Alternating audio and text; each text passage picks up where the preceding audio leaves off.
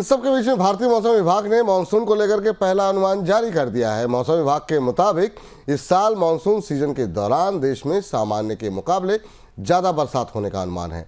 मौसम विभाग के मुताबिक इस साल 26% संभावना अत्यधिक बरसात, 33% संभावना सामान्य से ज़्यादा, 30% संभावना सामान्य और 9% संभावना सामान्य से कम बरसात की है। मानसून की इस भविष्यवाणी को अर्थव्यवस्था के लिए शुभ संकेत माना जा रहा है। मंगलवार को ही सरकार ने मार्च के दौरान रिटेल महंगाई के आंकड़े भी जारी किए हैं। मार्च के दौरान रिटेल महंगाई दर 3.34% दर्ज की गई, जो अगस्त 2019 के बाद सबसे निचला स्तर है। महंगाई के इन आंकड़ों को भी अर्थव्यवस्था के लिए बेहतर माना जा रहा है।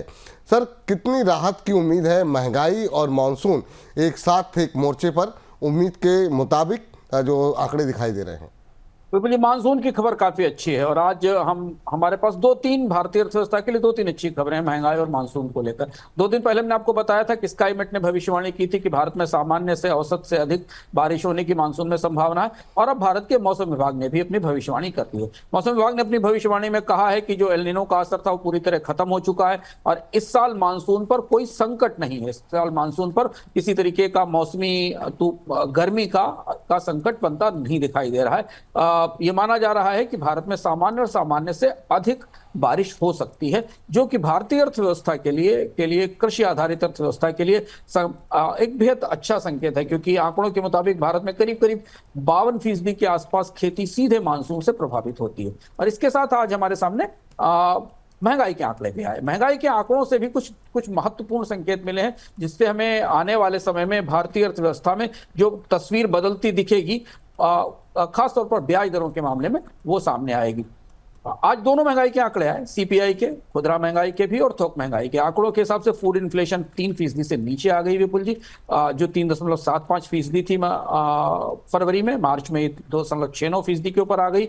अंडे, स्पाइसेस, वेजिटेबल और पल्सेस सबकी कीमतों में गिरावट आई है। ये रिजर्व बैंक के गवर्नर के कान में संगीत की तरह बजने वाली खबर है, क्योंकि उन्हें ये चाहिए था। उन्होंने ब्याज दरों में कटौती की थी और आने वाले समय में भी अगर वो ब्याज दरों में कटौती करेंगे तो उन्हें घटती महंगाई का सहारा चाहिए। आरबीआई का जो अपना आउटलुक है, आरबीआई का जो लक्ष्य है 3.6 से 4.4% के आसपास, खुदरा महंगाई की दर लगभग अब वहीं आकर टिकती दिखाई दे रही है। ये बाजार के लिए एक अच्छा संकेत है। कोर इन्फ्लेशन में भी कमी आई। कोर इन्फ्लेशन में की गिरावट काफी समय से चल रही, पर और ज्यादा मजबूत होती दिखाई दी है। और होलसेल इन्फ्लेशन में भी, रिटेल के बाद होलसेल इन्फ्लेशन भी 4 महीने के न्यूनतम स्तर पर है। अब होलसेल इन्फ्लेशन की थोक महंगाई की एक दूसरी गणित है।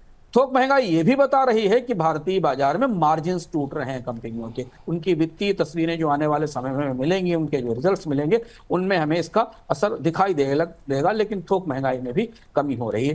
तो ये दोनों खबरें, मानसून और महंगाई, दोनों की खबरों ने अर्थव्यवस्था को, भारतीय नीति निर्माताओं को राहत दी, और भारतीय शेयर बाजार में जो आज हमें तेज रिकवरी दिखाई दी, उनमें इन दोनों खबरों का भी थोड़ा बहुत योगदान रहा होगा।